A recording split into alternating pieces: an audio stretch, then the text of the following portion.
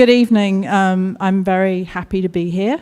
I want to give a shout out to Beth. Beth was a graduate student of mine at NC State, and she and another student at the time started Redress Raleigh while they were still students. And I don't think I've ever seen two people who are trying to get school done grow a company so strategically as they did, with a view to forward thinking. And also, I've never seen Beth not practice what she preaches. So whenever I've seen her, she's been wearing something that has been made by someone who works out of Raleigh. So just wanted to shout out to you for that. So I was asked to talk about what I do, and I'm going to have to give a little bit of a background to the College of Textiles and where I teach, because what I do is really inextricably linked with where I work. So I teach in the Fashion and Textile Design program, which is a relatively new program. We had our second collection showcase last spring, and I'll be teaching that again next spring. Next slide. And I'm in the fashion part. So some of the success stories we've already had out of that is that a current student, Lisa, just showed at New York Fashion Week last week. And she had a collection of 24 looks, which she had to put together. And she had about 4 weeks advance warning. She showed at Charleston Fashion Week in the spring and was asked over the summer to come and show. So she was trying to take classes and get the collection made, flying back and forth to Raleigh every day from New York City last week. It's just mind-blowing. So we have a really great group of students in the program. Next slide, please.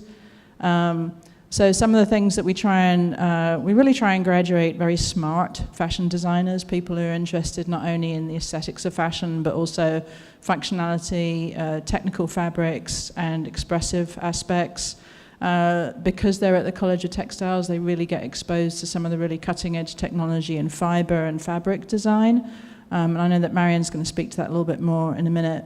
And they also have to take business classes as well. Okay, next slide.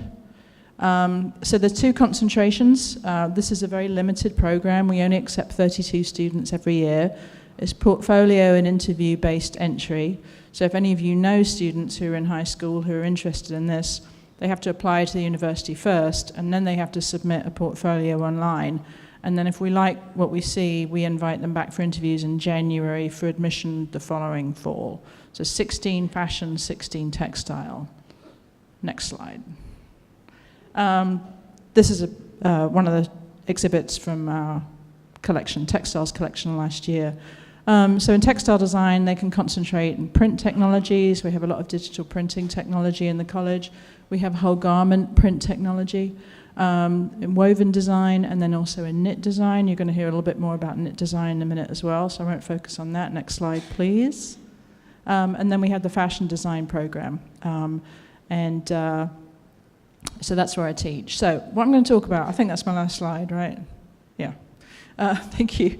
So I was asked to talk about my passion. I've got a lot of passions, actually, and so it's quite difficult to sort of focus on one, but I'm going to talk about what I'm involved in right now. So there was this sort of confluence of events last spring that happened. I was approached to take over a investigator position in a group called AWE, A-W-E. It's the Advancement of Women Entrepreneurs. And this group was started on a seed grant from the university to really address the fact that women entrepreneurs have a more difficult time getting started. There's a lot of statistics out there on how, sorry guys, but the entrepreneurship environment is still quite male-oriented, especially the language of entrepreneurship. And so we feel that there are women at the very beginning stages, what we call the zero-step stages, who need workshops in things like, how do you get a lawyer? What do you want your lawyer to do for you? How do you negotiate? Women, traditionally, negotiation skills are quite difficult for women. So it's just a different series of skills that women look for. And we try and have events all over the Triangle area. And so I've become involved in that. We got a fantastic response last year, even for workshops that people said, nobody needs to learn how to use a business card. We sold out in 2 days for that workshop. So we've got a legal 101 coming up next week, which we don't have any space left anymore. We've got a negotiation seminar coming up at American Underground. So I've got some flyers for that, and I'll put them on the bar afterwards, because I assume that that's where most people will be heading after this. The other thing that happened was that I was fortunate to be made a community-engaged fellow of NC State University, and there's about 15 of us. And I didn't even apply for it. It's just I like working with people. I like working with constituents outside the university. And so along with that fellowship came a little bit of money.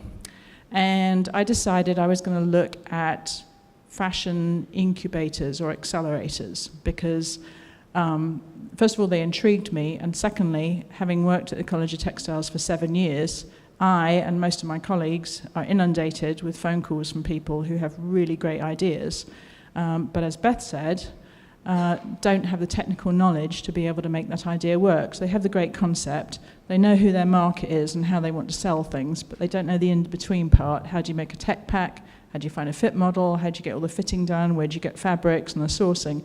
It's a rat's nest. The fashion sourcing industry is a rat's nest.